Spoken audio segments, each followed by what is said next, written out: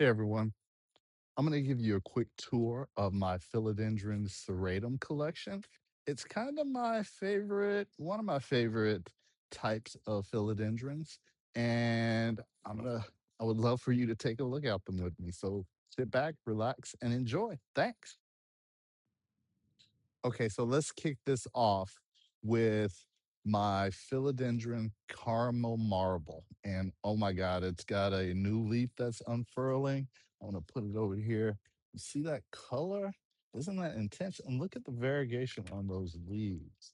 I don't want to tip that over, but and spill my lacquer, but look at those leaves. Isn't that crazy? And look at the color on the new leaf. It is simply stunning. And you get to see the variegation on the stems here. It's hard to see there, but it's pretty cool. It's a pretty cool plant. I'm so excited to have this guy in my collection. And so this is it. I'll give you a quick look up here. Look at those variegated leaves and that new leaf that's unfurling right here. You can see right now it's really hard to tell what the variegation pattern is going to look like until it actually starts hardening off. And then those colors start to show up like this leaf. This is the last leaf. And look at all that variegation. But when it first opened up, like this one, it was largely this like red color, this, you know, auburn color. But you can always already tell at the top of the leaf here that that's going to be darker green. So you can see that part already. But this is my philodendron caramel marble. And we'll be right back. I'll be right back to show you the next plant. Okay, next on my tour is my golden crocodile, philodendron golden crocodile. And this plant is a stunner. Oh my goodness. It's it's huge. And it's got two inflorescence on it, these flower pods here. That one started to open up. I'm still not up on really how to interact with these. I want to try and see if I can figure out how to collect some pollen and try and cross pollinate them with another philodendron that I have that's actually developing an inflorescence at the moment. So I'm going to do some research on that. But this golden crocodile is amazing. Look at this plant. It's stunning, and this plant is just oh my gosh. And so I, after getting this one, I loved it so much. My mom actually loved it a lot. And so she wanted me to get one for her. So I got this one and it was tiny, tiny, tiny. So I decided to grow it out a little before I gave it to her. And so it's still here. It's getting significantly larger. I put it on a pole and put it in LECA. All of these are well, not all of them. Well, all of them at some point will be transferred to LECA, but these are stunners. This one, oh my gosh. It's this plant is amazing. I love this plant. Just look at it. And it's relatively easy to grow. It doesn't give me any problems. It likes it outside in bright light. I brought it inside. I still need to do some more pest control on it. Still see some woolly aphids on here. So I'm going to get some neem oil spray um, shortly, and I'm going to get started on spraying these all down and cleaning them off. But this is the philodendron golden crocodile, and I really love these serrated leaf plants. If you can't tell already, so all right, we're not done yet on the tour of my serrated collection. So stay tuned for the next plant.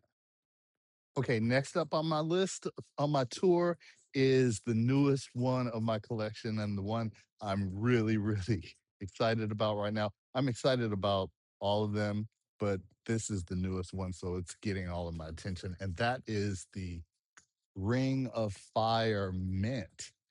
Oh my goodness. This plant is amazing. Look at that coloration on those leaves. It is just it's hard to have it transfer on camera, but the color. on these leaves is just amazing. I mean, look at that.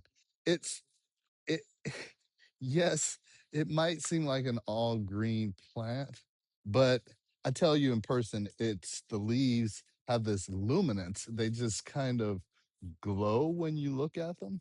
And I caught myself just kind of staring at the plant from across the room, like, oh my God, that thing glows. But yes, it's the Ring of Fire mint. And here it is. Isn't it lovely? I think it is. It's very cool. Just look at those leaves. Oh my God. And it's got a new leaf that's unfurling right now.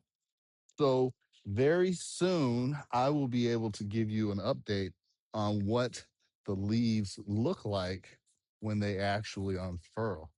So you'll have to stay tuned to that for that. But I will definitely be posting an update. Here it is, my Ring of Fire mint.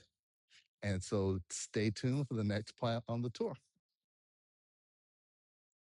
Next on our tour stop is my philodendron Pluto. And so this is basically the leaf form and the form factor of this plant is identical to my caramel marble. So I think this is the green version of the caramel marble.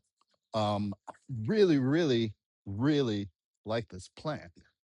And it's just really cool. It's so sculptural, the leaves and the color. It has that great veining through the leaf, and it's just a really cool plant. It's got two stems in this pot, and both of them are in the process of pushing out new leaves. This one has already emerged from its caterpillar. I might have assisted a little bit. And this one is just starting to ascend above the caterpillar there. You can see that, and that's the new leaf. So it's kind of it, the coloration of the new growth between all of these have a similar color palette. The Choco Empress, the Ring of Fire Mint, the Ring of Fire, all of them have similar colorations, and you can see the ancestral connections between all of these plants. So here's again my philodendron Pluto, and stick around for the next part of the tour. Okay, so next on my tour of serratums is the OG.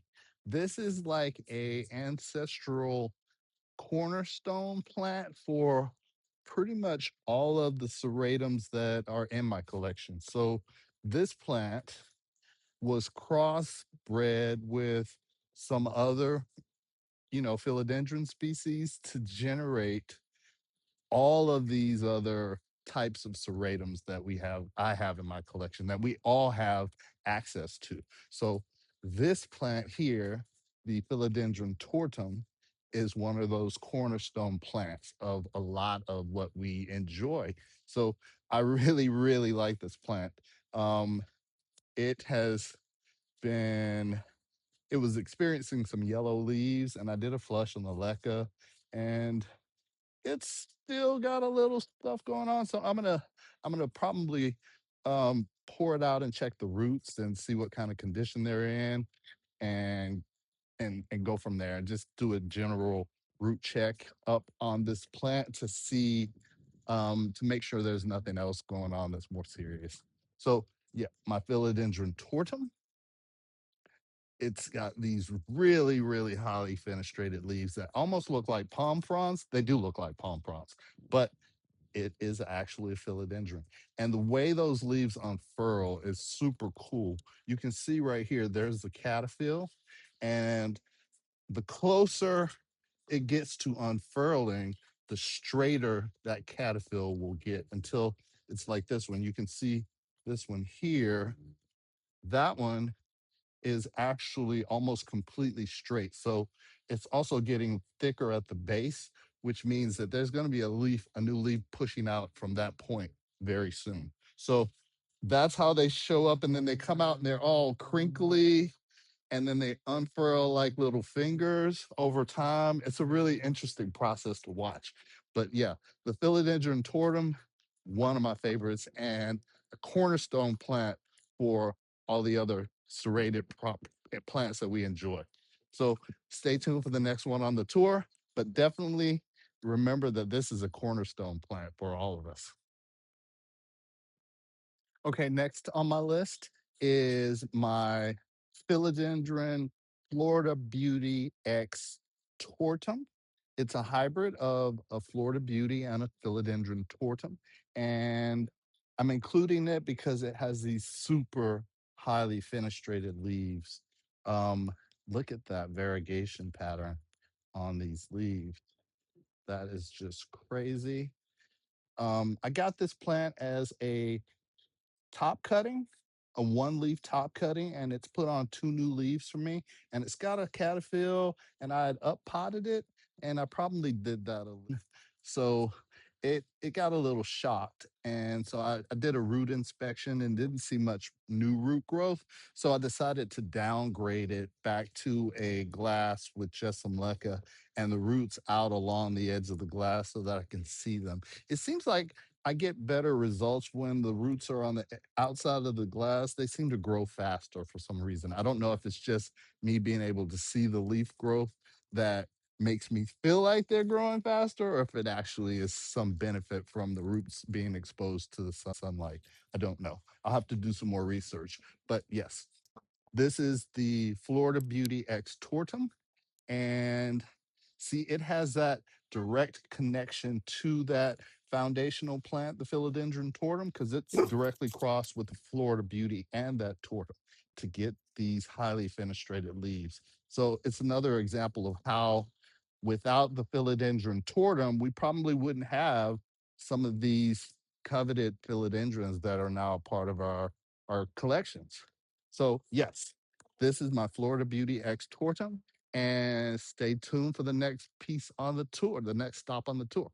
Okay, so next up on the tour is the actual Ring of Fire. I have two of these, and I just did a fall bringing this update on these plants when I brought them inside, and so I did some heavy pruning on them, and both of them are bouncing back great. Both of them are in the process of putting out new leaves. So there's that new flower, that new leaf that's already extended past the caterpillar there. So it will be unfurling. It's starting, it's unfurling right now. But I have to say that this plant has definitely grown on me. This one struggled initially. Um, I've had this one the longest, and now it's just starting to hit its little growth spurt. So I'm really excited about seeing how it progresses now that it's on a pole. And I'm going to be moving to get the rest of these onto poles a lot quicker now that I see how much it benefits them. So this is the second one. It's it's a little more threadbare at the moment, but I'm sure that the leaves, it's already again putting out a new leaf. It's just pushing past the caterpillar there. And so that leaf's going to be pretty large, I'm thinking. So I'm going to repot this one soon and transfer it to Leca and get it on a cocoa coir pole so that it can start sizing up. But yes, these are my Ring of Fires, the non-mint, and they are still very colorful with their sectoral sections of bright colored leaves. When they unfurl, those sectoral sections are bright orange and sometimes in some points. So they're still stunning. So stay tuned and we'll see what's up next on the tour. Okay, last on this tour, but definitely not least, is my Choco Empress Philodendron. And this thing is massive. Look at this plant. Oh my gosh. Look at this plant. I've had this plant for about a year now, and it is just stunning. It's huge for starters. but it is just stunning that when the leaves open up, they are this mauve color. And yeah, I'll get closer for you. But yeah, this, see that leaf unfurling there, that mauve color? This plant is just ginormous. And it's so sculptural and textural. And color is just, I just love this plant. I really do. I want to propagate it, but I'm concerned about space if I had to have, if I had another one. But I will eventually propagate it. This has been a tour of my philodendron serratums, and I hope you've enjoyed it as much as I've enjoyed creating it.